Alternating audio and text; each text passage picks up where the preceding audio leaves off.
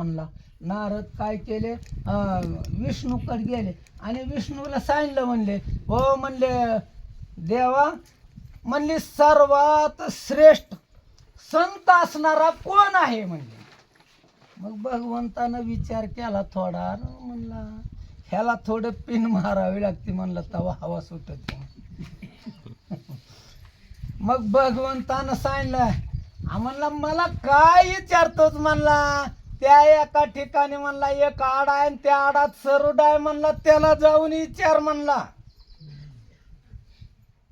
पुन्हा नारदाला विष्णूनं सांगितलं, बाबा त्या फलाण्या ठिकाणी एक आड आहे आणि त्या आडामध्ये एक सरड आहे आणि त्या सरडाला जाऊन तू विचार की देव, त्याला विचारायचं बाबा खरा संत कोण म्हणून.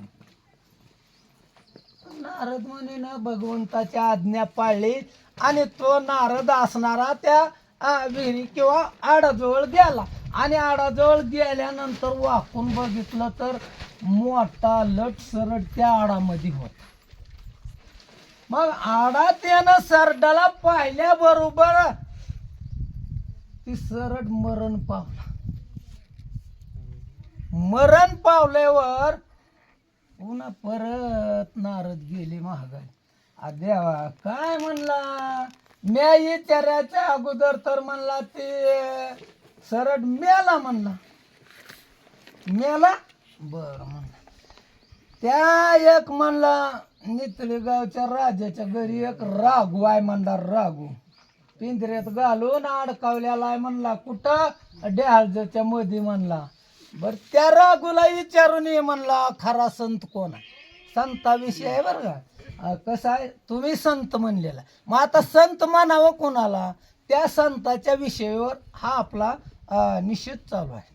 मग नारद मुनीला सांगितल्यानंतर नारद मुनी असणारे त्या राजाच्या घरी गेले. राजाच्या घरी गेल्यानंतर यानं म्हणला, अय राघुबा म्हणला, अरे म्हणला खरा संत कोण म्हणला. हे असं म्हणलं तर तडपड तडपड केलं आणि राघू गेला भाऊ. हे काय पिंजरा हा दे आत राघोबा कोंडीला. मग ते पिंजरा रिकामाच राहिला. मग राघू गेला मरून, पोपट गेला उडून. मग पुन्हा गेला अजून देवाकडे म्हणला, अरे देवा म्हणला मी तिथं गेल्या गेल्या तर पोपट मेला, मग आता काय करायचं म्हणला. बर म्हणला, ती बी मेला का म्हणला. मग काय तर म्हणला, आणि तुम्ही तर त्याला जाऊन विचारायला सांगितलंय बाबा खरा संत कोण आहे म्हणून म्हणला. बर जाऊ द्या नारद स्वामी म्हणला, आता त्या दुबईच्या राजाच्या घरी एक लेकरू जन्माला आलं म्हणला, त्याचा पहिला दिवस आहे म्हणला. तिथं जावा आणि त्या लेकराला विचारा म्हणला खरा संत कोण आहे की म्हणला. नारद मुनीला सांगितलं आपलं. नारदाला हंकार आलता की बाबा म्हणला माझ्यासारखा संत त्याला कोणच नाही वाटायचं. मी सतत भगवंताचं नामस्मरण घेतोय. मग आता देव मलाच म्हणेल गपशिरी बाबा नारद मुनी तुम्हीच खरा संत आहो. पण देव काय एवढा येडा आपण हिड्याव म्हणून. देव येडा नाही. मग लगे पुन्हा अजून त्या नारदाला सांगितलं, बाबा म्हणला त्या राजाच्या घरी एक तान बाळ आहे म्हणला, बाळ, आणि त्या बाळाला जाऊन विचार म्हणला खरा संत कोण आहे म्हणून.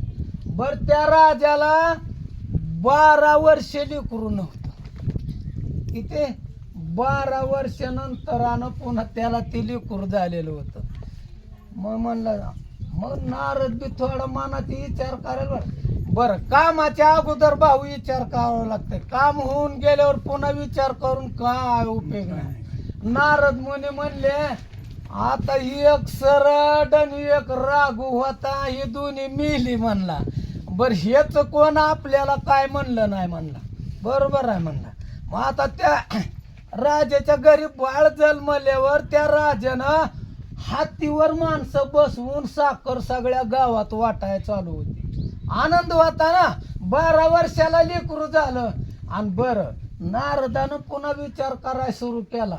जर म्हणला आता आपण जावं आणि त्या राजाच्या घरी त्या बाळाला जर जाऊन विचारलं बाबा खरा संत कोण आहे म्हणल्या आणि ते जर बाळ मेलं तर आपली पाठ नीट राहील का म्हणला. राहील का म्हणला. विचार कर दुडदुडी पोटात हाय. देव तर जा म्हणतोय, त्याला खरं संत विचार म्हणतोय म्हणला. आणि आता पुन्हा जर म्हणला ही जर कार्य झालं तर आपलं काय खरं आहे म्हणला. बेत बेत मग तरी बी प्रश्न नारदानं देवाला केला. देवा म्हणला माझी एक शंका आहे म्हणला. शंका बरं बाबा म्हणला विचार. म्हणलं हे का असं जर झालं आणि असं जर माझ्यावर अपशब्द आला आणि ती बाळ जर मी तिथं गेल्यावर ही दोन तर मेली म्हणला. आणि म्हणला आता तिथं जाऊन जर मी त्याला विचारलं बाबा म्हणला खरा संत कोण आहे म्हणून आणि ती जर मेलं तर माझी पाठ नीट राहील का म्हणला. देवा असं कसं होईल म्हणला. नाही नाही नाही म्हणला. देवानं सांगितलं नारद स्वामी तुम्ही खुशाल जावा म्हणला. असं काय होणार नाही म्हणला. तुम्ही बिंदास जावा म्हणला. काय सुद्धा होत नाही. ही तरी बी बेत बेत. आता तिथं गावात काय हातीवर पेढे साखर वाटायलेल्या सगळ्या गावात रांगोळी सड सारवण सामर्जन करून ह्या राजाच्या. आणि राजा म्हणजे कसा असतो आता समजा एक गावचा राजा ते राजा कसा असतो प्रजेला ते लेकराप्रमाणे त्या प्रजेचं सांभाळण करतो. मग त्या राजाला झाल्यावर आपल्या गावातली सगळी सामान्य माणसं त्या राजाची किती सेवा करते. भरपूर सेवेला माणसं जमली. मग ही नारद मुनी भेट भेट भेट गेले. मग आता ह्यांनी काय माहिती स्वामी नारद आहे स्वर्गाहून आलेला आहे. मग त्या प्रधानाला एका सांगितलं अहो महाराज म्हणला मला त्या बाळाला विचारायचो म्हणला संत कोण आहे ते म्हणून मला तिथपर्यंत जाऊ द्या चाल का. त्या प्रधानानं सांगितलं महाराज म्हणला 12 वर्ष होऊन गेले म्हणला ह्या राजाला लेकरू नव्हतं आणि आत्ता झालंय म्हणला त्याचा आनंद आहे म्हणला. राजा म्हणला सोनं वस्त्रदान अन्नदान भरपूर वाटायला त्याला एवढा आनंद झाला. 12 वर्षाला पोरग झालंय म्हणला. आणि म्हणला तुम्ही जर म्हणला त्या ठिकाणी गेलो आता तुम्हाला कशी जाऊ देतील म्हणला. बरं आता एक बाया माणसाची अलग गोष्ट. आता संत म्हणल्यावर पुरुष झाला त्या श्रीपशी जाऊ देतील कसा असं कोणी प्रश्न टाकला. प्रधानानं नारद आला. मग नारद काय म्हणले काही असो म्हणला मला फक्त म्हणला तेवढं बाळाला एक मला 2 गोष्टी विचारायच्या तर म्हणला. लगी प्रधान राजाकडे गेला आणि राजाला सांगितलं आपल्या घरला संत आलेत म्हणला आणि त्या संताला आपल्या बाळाची भेट घ्यायची आहे. प्रधानानं सांगितलं बरोबर. राजाला बी आनंद झाला. असे एवढं म्हणजे सहजासहजी सगळ्याच्या कसं आहे भेटी होत नाही. कसं आहे बरं संत दरुशनी हा लाभ पद्मनाम हा जोडीला. मग त्यावेळेस म्हणले बाबा हात जोडलं राजानं या म्हणला महाराज म्हणला आणि विचारा म्हणला. लगेच दासीला सांगितलं म्हणला आपल्या मुलाला आणि राणीला इकडे घेऊन या म्हणला बाहेर. महाराज आलेत म्हणला. महाराजाला 2 गोष्टी त्या लेकराला बोलायच्या तर म्हणला. मग राजाच्या आज्ञेनुसार न त्या राणीला आणि मुलाला आणलं आणि नारदाच्या समोर दिलं. मग नारदानं प्रश्न केला बाबा बाळा म्हणला खरा संत कोण म्हणला. तेवढ्या लहान लेकरानं सांगितलं म्हणला महाराज म्हणला तुम्हीच की म्हणला खरा संत म्हणला. अग हे कसं काय म्हणला. अख्खा पिढ्याना पिढ्याचं म्हणला नरकात पडलेलो होतो म्हणलं. पहिल्या जल मी सरड होतो म्हणला. तिथं तुम्ही आला म्हणला.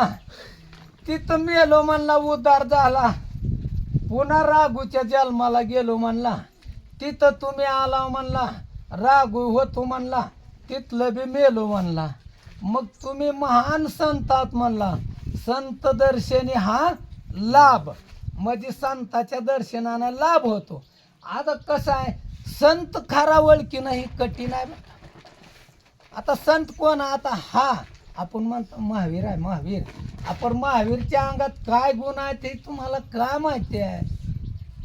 पुन्हा नारदानं सांगितलं बाबा म्हणला बाळा म्हणला तुझं हे असं कसं काय सांगत झालं. अहो तुमचे संत दर्शनानं मला लाभ आला आणि त्याच्यामुळं माझा उद्धार झाला आणि माझा जन्म असणारा ह्या मोठ्या राजाच्या श्रीमंत घराण्यात झाला. बर कसं आहे, लक्ष्मी यायला सुदेल भाऊ, प्रारब्ध चांगलं लागतं. बरं, प्रारब्ध चांगलं असलं तर संचित शिल्लक नसतं आपल्याकडं. गजांत लक्ष्मी जर प्रसन्न झाली तर ती कोणाला होती, ज्याचं संचित आणि प्रारब्ध चांगलं आहे. आता कसं आहे, एखाद्यानं न बी काय करू द्या, त्याच्या प्रारब्धात असलं तर भरपूर मिळतं. एक मोठा सावकार होता, मोठा, ह्याच्याकडे सावकाराकडे भरपूर धन. आता काय करायचंय म्हणलं, एवढं म्हणलं आपल्याला ही सगळं धन घालवायचं. म्हणलं काय करायचं या धनाला, म्हणलं सावकार होता. मग त्यानं काय केलं म्हणला, गेलं एक राज्यसभा होती, राज्याची सभा होती.